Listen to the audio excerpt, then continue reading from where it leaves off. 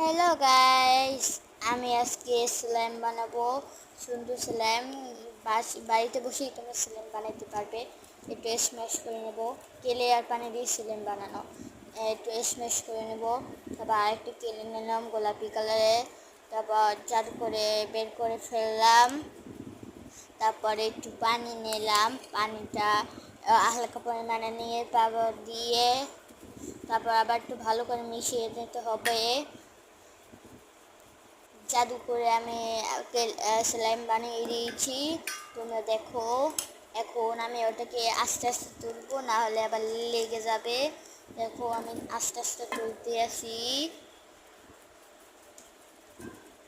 তোলা আমার হয়ে গিয়েছে। এখন আগেরটা পাশে এটা রেখে দেবো।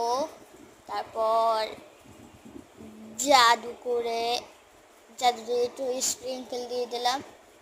এখন একটু ড্যাব ড্যাব করে নেব, দেখো তোমরা। আবার এটা একটু স্প্রিঙ্কেল দিয়ে দেবো। তারপর ড্যাব ড্যাব করে নেব, না স্ম্যাশ করে নেব। তারপর এটা স্ম্যাশ করে নেব ভালো করে। তারপর আমরা কি সুন্দর ডিজাইন বানাইছি দেখো। কেকের মতন মোমবাতিও দিয়েছি উপরে। একটু ভালো করে স্ম্যাশ করে নেব, দেখো তোমরা। এটার সাথে এখন মিক্সড করবো, দেখি এটা কি কালার আসে।